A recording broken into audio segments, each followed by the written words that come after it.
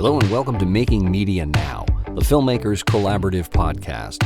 I'm your host, Michael Acevedo. My guest on this episode is Daniel Masciari, who joins me to discuss Stationed at Home, his debut feature film. Set on a clear and frigid Christmas Eve in 1998 in a small, forgotten city, Stationed at Home tells the tale of a solitary taxi driver on the graveyard shift, breathlessly awaiting the sight of the International Space Station. As the hours count down, a parade of offbeat misfits derail his plans, propelling the story to its exhilarating climax. Here's the trailer. The exact time that the International Space Station will be flying over our humble little town is 5:47 this morning. That's 5:47 a.m. And on Christmas, no less. Just a coffee and a scratch-off. Oh. That should be it. You the cab driver? Now you come with us. We need you on Mars. Ralph? We'll get you home by 5, you filthy dog. You think a tiny little human went all the way to the moon? What? I'm Jack. Probably some kind of serial killer. Is Ralph still driving? You can tell him it's Harry. 71. We're gonna need you for one more. You sure it's the last one? When I give him my word, I keep it. Usually. If he thinks he can make you work like a dog, you gotta have a trick. Ralph! What am I smelling? Who the hell is this cab? Help me here. Ralph's different. Is that a cop? I think that's a cop. Step on it, Ralph!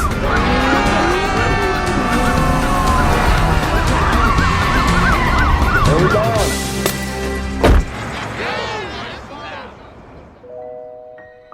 You here for the night or something? Yes, one night. Just a reminder that the International Space Station will be flying overhead at 5:47 this morning. That's 5:47 a.m. Before I go, you never know. Ralph was lucky. Who's Ralph? He's a cab driver. Merry Christmas. She'll see it too. I know it.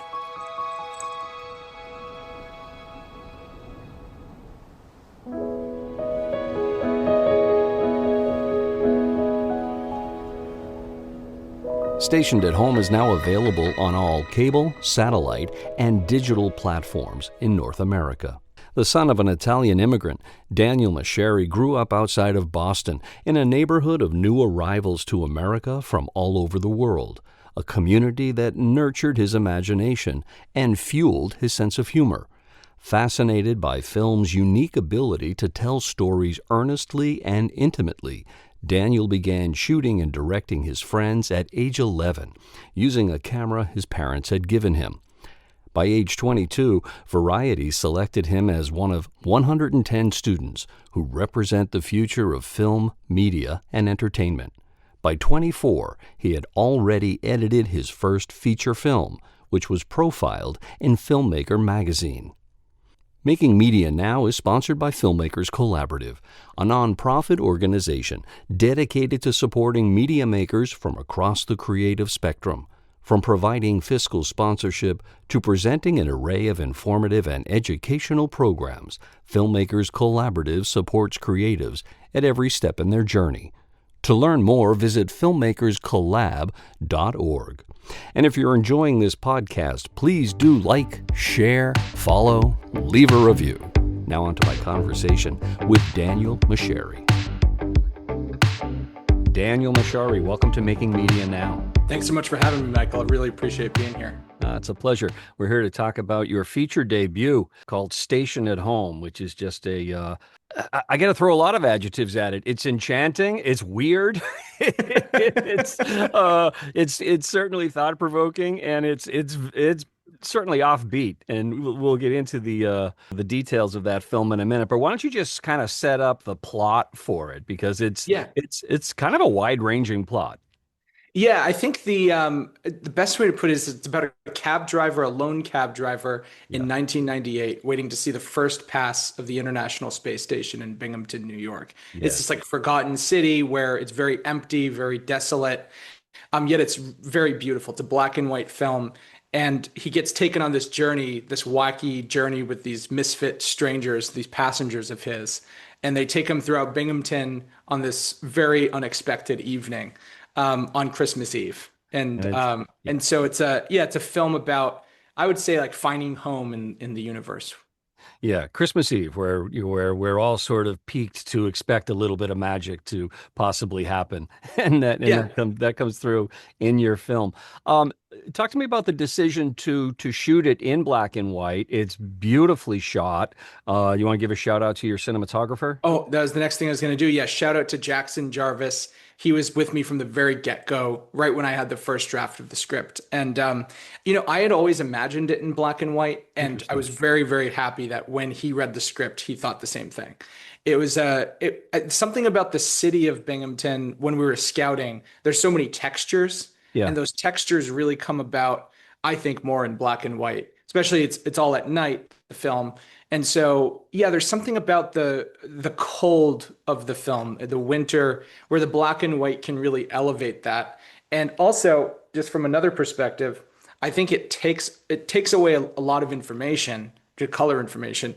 So it makes the audience, I guess, dream a bit more and kind of go into these strangers with these odd quirks and subtleties. So.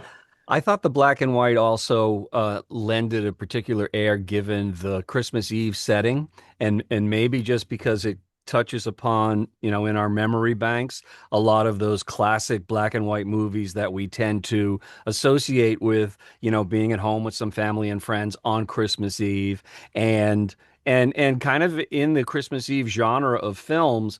You've got this collection of sort of misfits and folks that would otherwise maybe be alone on Christmas Eve. So the black and white really, I think, tapped into there's a certain solitary nature to the characters, even though that they do form this merry band of pranksters. Yeah. I think there was always this. I love that used the word loneliness or solitude. I think you Yeah, used, and yeah, I think I always thought about the film as this.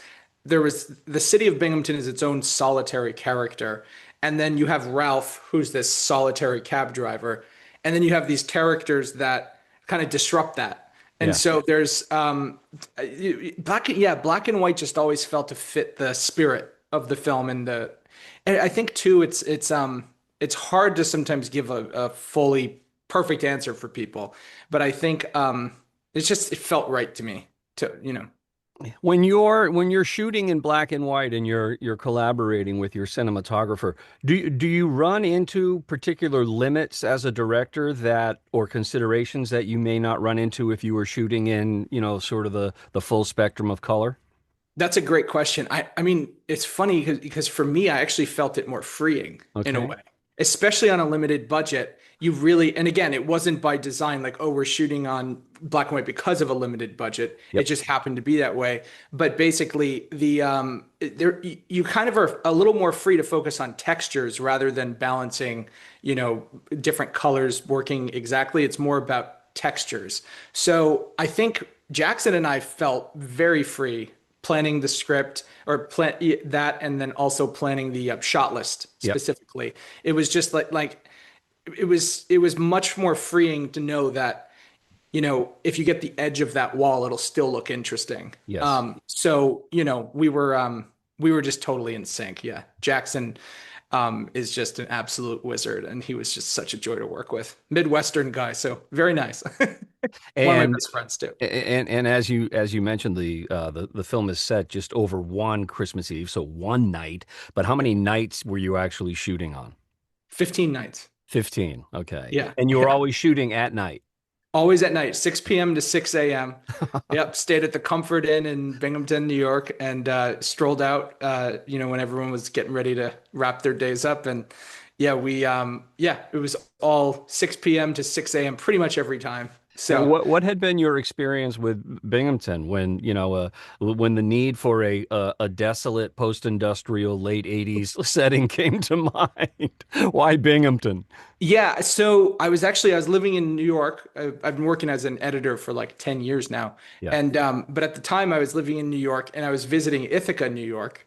And we stopped in Binghamton a cold winter night and I stepped out to stretch my legs. I was listening to the song Dusk by Duke Ellington. Okay. I was just like it was something very mesmerizing. Yeah.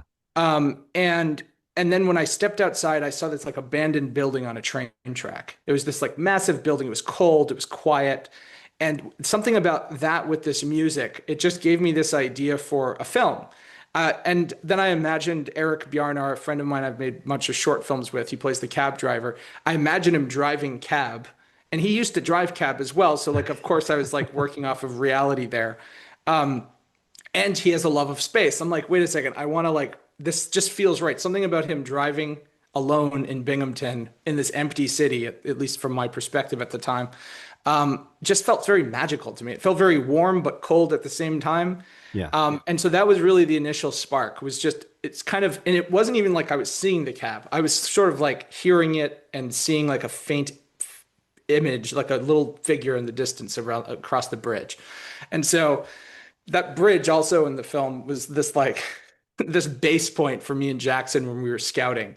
It was Okay. this like little hidden area called Depot Street. It's like Yeah. this little patch where you could really see this arc of the bridge. And It's a it great was always like shot. it was our base. It was sort of like our what we call sort of like our iconic shot of the film. Yeah, no, it's a great shot. It really captures so much. So this idea comes to mind for you, and as someone with this film, you wrote it, you edited it, you directed it. Um, which of your kind of like creative lights go off first? Do you begin thinking of this idea as a writer and give yourself the task of, well, let me come up with a treatment, let me come up with a story, or do you just go right in and start creating characters? I love that question because I think everyone has a different process. For me, it really starts with that initial sort of feeling. Hmm. Like that to me is sort of like the source of it. And I always carry around this notebook. And so basically, because then you might get another idea and you write it down. And so I just collected things that felt that they were connected. And then eventually it got to a point where I had, a beginning. And then where's that going? And then who else is in this city? And I have to say too, the actors in the film, I wrote it for like 75% of the actors. They all Oh, studied at the same Meisner training school, Actors Workshop of Ithaca. And all those people on the poster were trained by Eliza, who plays Elaine. And so it was really a existential process of writing for people that I really knew would be perfect. And they're just great actors, and their chemistry also is super important. and Yeah. yeah, and where in your process does that kind of list of disparate ideas or notions begin to form a script? So I have a three-pronged process. So basically, it all starts in the notebook. And then what I do is I transcribe those ideas, Hmm. just literal transcription. It's just boring work. I transcribe them into a text edit document. And then as I'm transcribing them, it starts to expand. Yep. And then basically it's like, and you're not like choosing that, right? Like it's just like, oh, well, if you write this, you want to write this, and then you get, oh, wait, this look or something like that. And then it goes into the script. And then you have the beginning, and then it's this like factory system Yeah. where it goes like notebook, text edit, script. And then eventually, once you have like 50 pages, you're just kind of in the script and maybe the notebook as well. And then it's just those two, and the sort of transcription goes away a bit. So it's sort of like a factory system. At least that's how I work. I couldn't sit down and just like summon something. It has to be something that I am motivated by, like a feeling. Yeah, it's almost like you've assigned yourself these prompts in advance and start piecing them together. What's the relationship between each of them? One Exactly. question I always like to ask folks about their writing process in particular is how committed to you are you to like a time of day and an area in wherever you do your writing? Does that matter to you? It sort of does. I like writing from home, Hmm. generally. But I will say too, it's like you have to you also have to like sometimes hearing yourself say things to people is helpful because you can see if something clicks. Sure. Yeah. And so for me, it was really helpful to have collaborators where like if I'm stuck or if I'm just like talking about it, I'll get an idea because we're talking and then it's like boom, that goes in. Yeah. So it's I think that and then also like the script evolves as I mean all the way through the editing process. Hmm. I mean I truly believe that the you know and I will say too, as a strong editing background, I wrote the film almost as if I knew how it was going to be edited, but of course that will be adjusted because you want an open mind. But I think though this film in particular is so much about the subtlety of the Hmm. characters and the looks and what they're thinking but not saying, and so I really wrote in a lot of these specific details, these gestures. Yeah. Yeah. Yeah. You actually you set the bar pretty high for yourself too, as an editor, I would have to say, particularly with the last, oh, I don't know, 20 minutes or so of the film. There's a lot of edits and the story fragments kind of build to this crescendo of reveal. And I was just imagining how exhilarating slash exhausting that process must have been. So that yeah, I guess we can say without giving too many spoilers, there is a cop chase, Yeah. and so that was actually one of the few parts. If I think that may have been the only part It's kind of a that hilarious car chase, I have to say, around a rotary multiple times. but yeah, no, that cop chase was actually one of the few places, and I think the only place that Jackson and I actually did a storyboard of sorts, I would because imagine. everything else was shot lists. Okay. But yeah, the that writing that part was a lot of fun because I got in contact with Gaucho, the band who plays that gypsy jazz music, Yeah. and they were really into it, into the script and everything. And then so I knew this music we were going to use, and Hmm. so that's super helpful because we really wanted this comical music of sorts to Right. sort of work with the like the objects of Ralph's cab and then like just the absurdity of all that to kind of come about. Yes. So it was but yes, it was very well, it was very planned. I mean, everything has to be planned in a film. And Jackson and I just love planning so that the actors feel, kind of like safe, like they know we're going to get what we They need. are in good hands. Yes, Yeah. exactly. So before we hit record, you and I were just kind of talking about the fact that you are born and raised in the Boston area. You're in upstate New York right now. But let's talk about your formative years a little bit. Can you remember the first movie that you saw that made you think, I want to do that? That's a great question. There are a couple. My parents actually, it was their first date, and I remember seeing it when I was like six, The Elephant Man. Oh yeah, John Hurt. So, yeah. David, So, that was David Lynch directed yeah. that. Yep. Yep. And so that film definitely affected me. It's not How like old I were remember you? it like six or something. Okay. And it was, they saw it on their first date like years before that. And so that had a big effect on me. Anything by Hitchcock too. I remember when I was a little kid, 10, 11 years old, I would bike to the library in my town and pick up all these Hitchcock DVDs. And And I would, Elephant Man also was black and white. black and white. Yeah. I think these like black and white films just, I don't know, they're so cozy to me. Yeah, And I don't know if you feel this way, but I don't know, I feel like films that you love, sometimes you don't remember exactly what happened. You sort of just remember how they made you feel. yeah, And so I have this like radical view. People will probably disagree with me on this, but like the plot and the story of a film for me is to serve that mood or that like sort of feeling that you're trying to get. It's like crazy idea, like because obviously people love plot and I do too, but I think that feeling that we remember from films, like let's take Rear Window or sure, for example, it's like that film. I saw that when I was really young, and I can't tell you exactly what happens because not like a lot happens, but sure. I remember just that feeling of being in with him, in the window looking out. Well, that does seem to be almost, and that would probably differentiate maybe a playwright from someone who's writing screenplays and then directing, making a film of their own screenplay, in the sense that a particular feeling, maybe not feeling devoid of, plot and character Mhm. development and whatnot, but a feeling is necessary.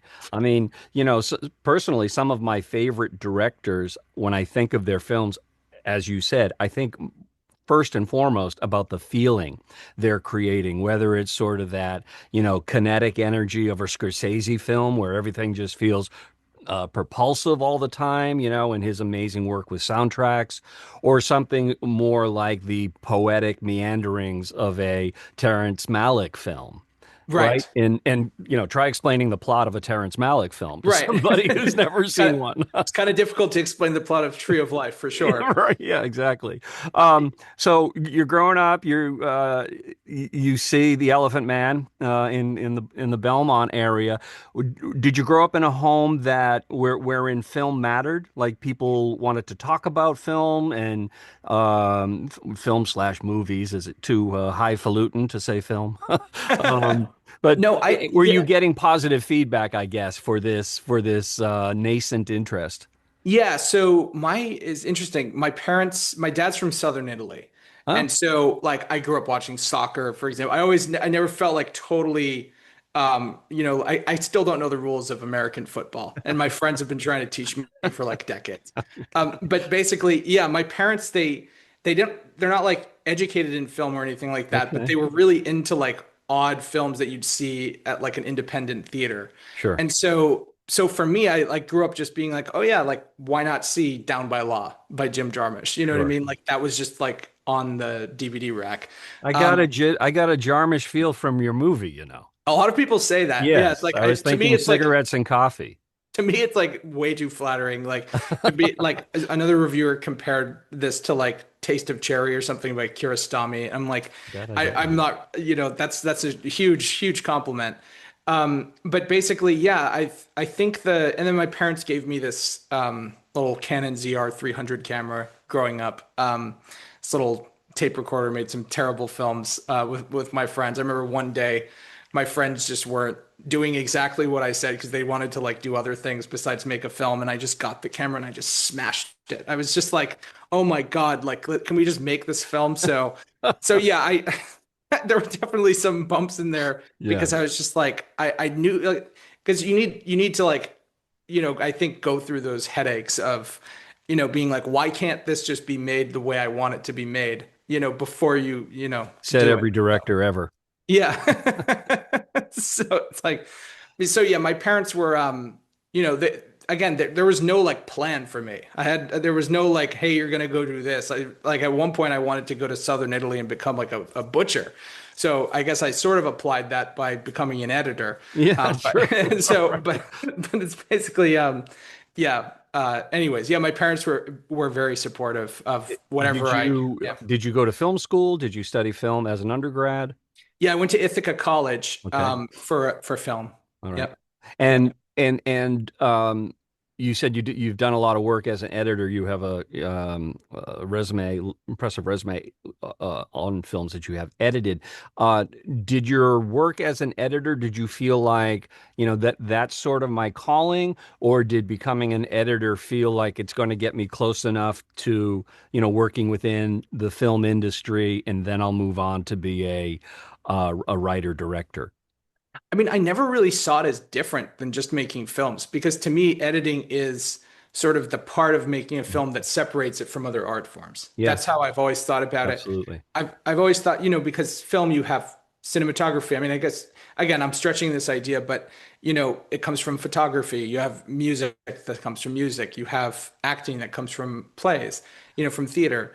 But editing is like this one piece of filmmaking that I don't, you can go back to like Japanese hieroglyphs where they put images together to create a third meaning.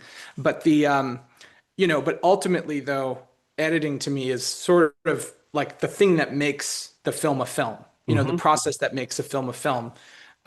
It's like when you have all the ingredients, but if you don't cook it correctly or cook it right, it won't come together.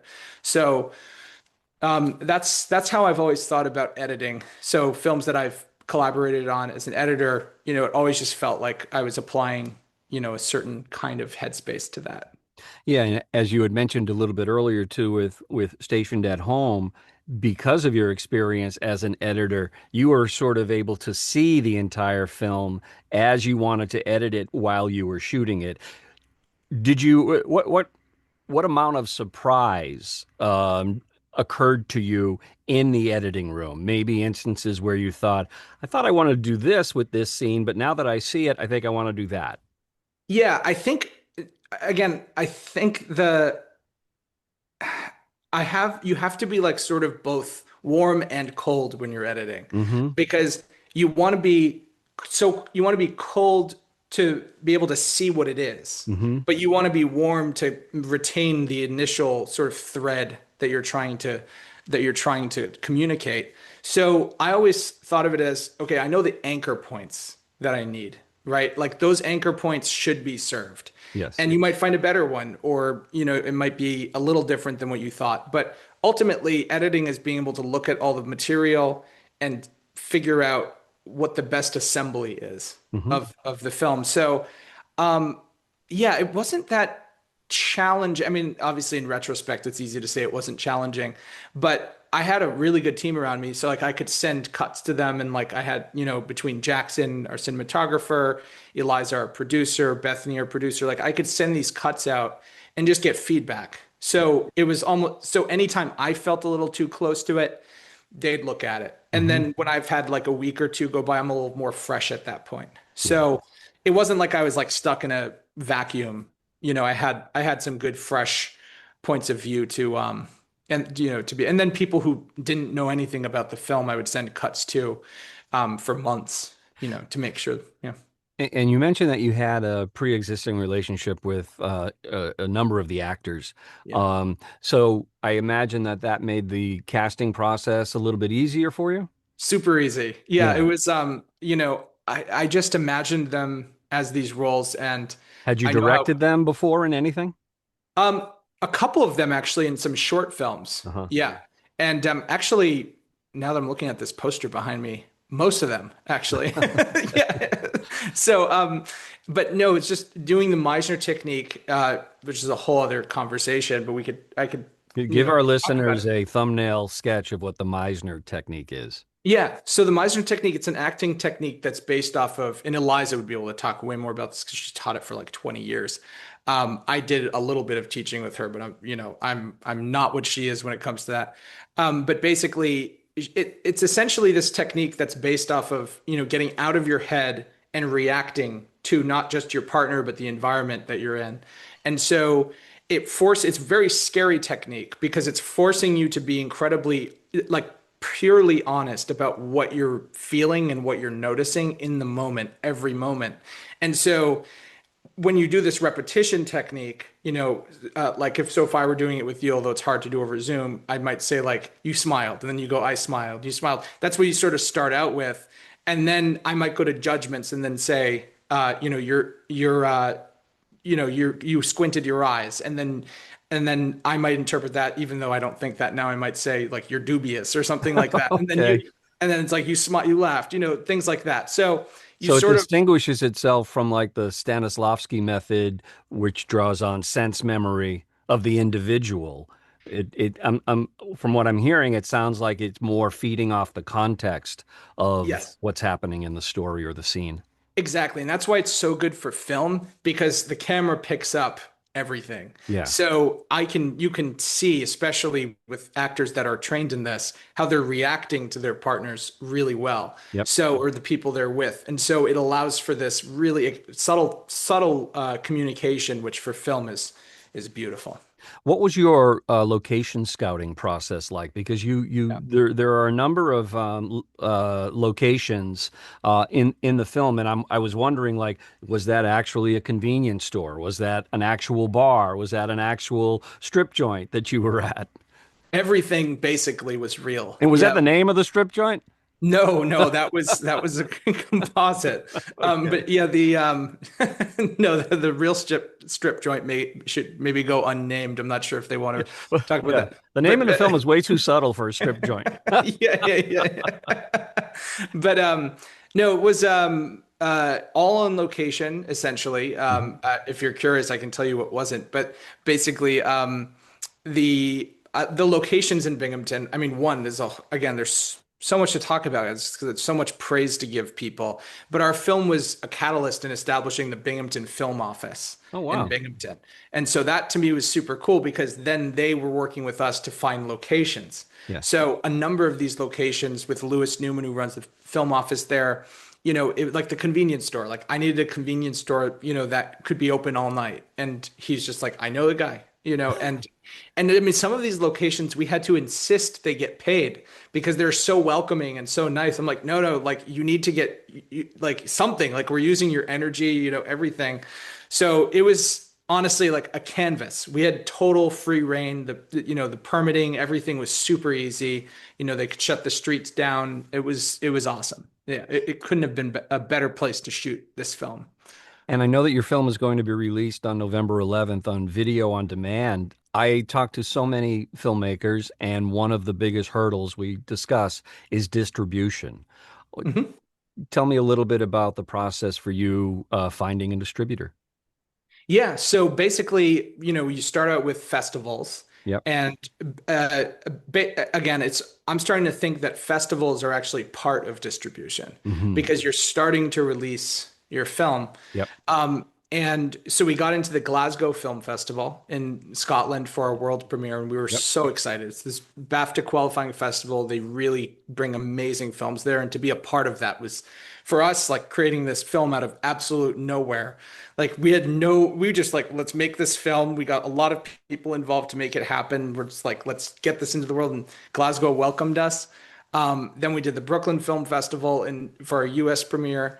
And but then we got an offer from a couple places through our sales agent, and our sales, that's one thing you want to have as a sales agent to basically foster that Yep. process. Yep. Because distributors might not take a call from a filmmaker, you know what I mean? Because it's like not necessarily the right approach. So Sure. so then we got in touch with Freestyle Digital Media that made us a really awesome wide distribution offer, and and it's really great. So yeah, we're going to be released on November 11th on video on demand, cable, satellite, etc., across North America. That's So. great. Yeah, a lot of opportunities for folks to see it. Lately, also, I've been asking filmmakers about how large either a threat or a benefit they're feeling like the encroachment of AI on the filmmaking process is. Has that consumed any bandwidth in your thinking? Not really. I mean, if people want to watch like terrible things, it's their choice.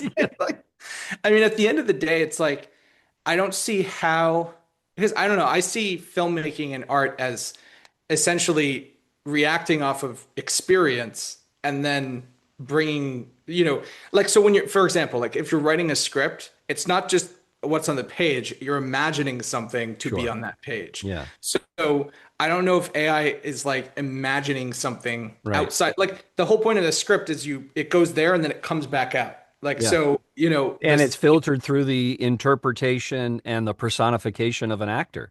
yeah, exactly. And so it's like, I mean, I understand there's like people will counter argue with that idea, but I think, I don't know. I personally, I just, that's not art. I mean, that it's not art to like just generate it through a computer. I mean, that I don't see that. And what about as an editor? Have you found yourself using any AI tools that just sort of speed up the process while not eliminating the human component?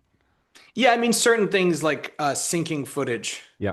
basically that's been around for a while. I mean, sort of automated processes. Um, but yeah, I mean, AI, I think, will be a helpful tool for, people that are trying to make a certain technical part of the process simpler. And I don't think that's a bad thing. I mean, Right. like that, especially if it has to do with like audio cleanup or things of that nature, where why wouldn't we want that, Right. But when it comes to, I mean, yeah, basically things that humans can't do, I Right. think that's great. But when it comes to art, though, I mean, you need human experience in order um, to create it. Yeah. I think you said that you shot 15 or 16 nights. 15, yeah. Yeah. And what was your entire kind of production timeline from pre-production to, final cut? Yeah. So pre-production, we started in, I guess it would have been November of 2022, was when we started like locking everything down and making sure we were good to go.